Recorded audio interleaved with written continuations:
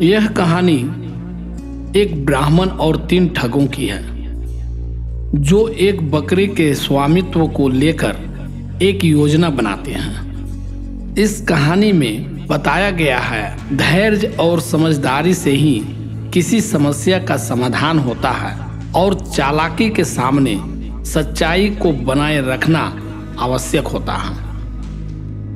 एक दिन सुबह सुबह एक ब्राह्मण सुनसान रास्ते से यात्रा कर रहा था। उसके साथ एक बकरी भी थी। अचानक 3 ठगों की नजर ब्राह्मण और उसकी बकरी पर पड़ी। ठगों ने बकरी को देखकर एक योजना बनाई ताकि वे उसे चुरा सके। पहला ठग ने कहा, मैं चाहता हूं कि इस मोटी ताजी बकरी को किसी तरह हथियार ले। दूसरा ठग बोला, चलो हम बकरी छीनकर भाग चलते हैं। यह मोटू ब्राह्मण हमारा कुछ नहीं बिगाड़ पाएगा। तीसरा ठग ने कहा, नहीं, बकरी छीनकर भागने की कोई जरूरत नहीं है, मैंने एक अच्छी तरकीब सोच रखी है। तीसरे ठग ने अपनी योजना अपने साथियों को बताई। दोनों ठगों ने उसकी योजना को समझकर खुशी से उछल पड़े और उसी तरकीब से बकरी छीनने का निश्चय किया।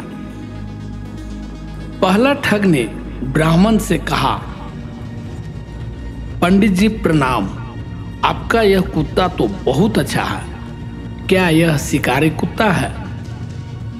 ब्राह्मण को यह सुनकर बहुत गुस्सा आया। उसने कहा, अरे बेवकूफ, चल दूर हट। कितने शर्म की बात है कि तू बकरी को कुत्ता कहता है। ठग हंसते हुए बोला, क्या आपके इस कुत्ते को मैं बकरी कहूं तो आप मुझे बुद्धिमान मानेंगे? हा हा हा हा। और हंसते हुए वह ठग चला गया।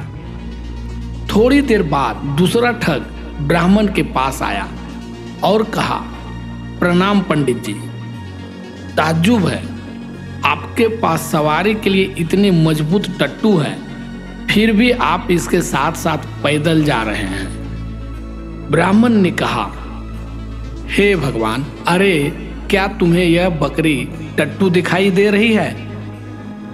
ठग ने कहा, मैं तो समझ रहा था कि आप कोई विद्वान ब्राह्मण होंगे, पर आप तो सनकी लगते हैं। आपको तो टट्टू और बकरी में कोई फर्क ही नजर नहीं आता।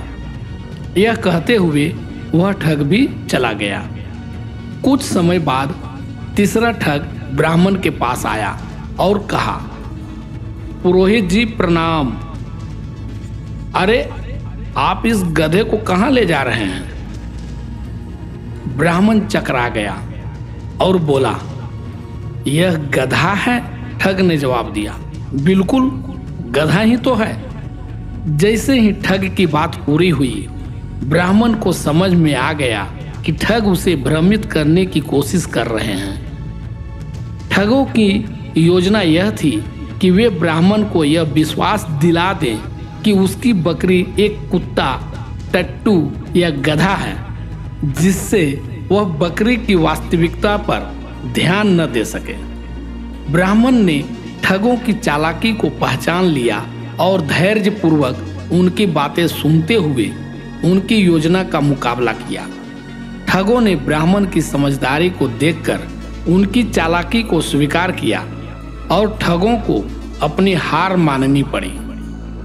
तो दोस्तों, इस कहानी से हमें यह सीख मिलती है कि चालाकी या भ्रामक योजनाओं का सामना धैर्य और समझदारी से करना चाहिए। सही स्थिति को पहचानना और उस पर सही निर्णय लेना ही सबसे महत्वपूर्ण होता है। ब्राह्मण की समझदारी और ठगों की चालाकी की कहानी हमें यह भी बताती है कि सच्चाई को कभी भी छिपाया नहीं जा सकता और धैर्य ही सबसे बड़ा हथियार होता है। धन्यवाद। अगर ये कहानी आपको अच्छी लगी तो वीडियो को लाइक करें, इस चैनल को सब्सक्राइब करें और अपने मित्रों को भी ये वीडियो शेयर करें। धन्यवाद।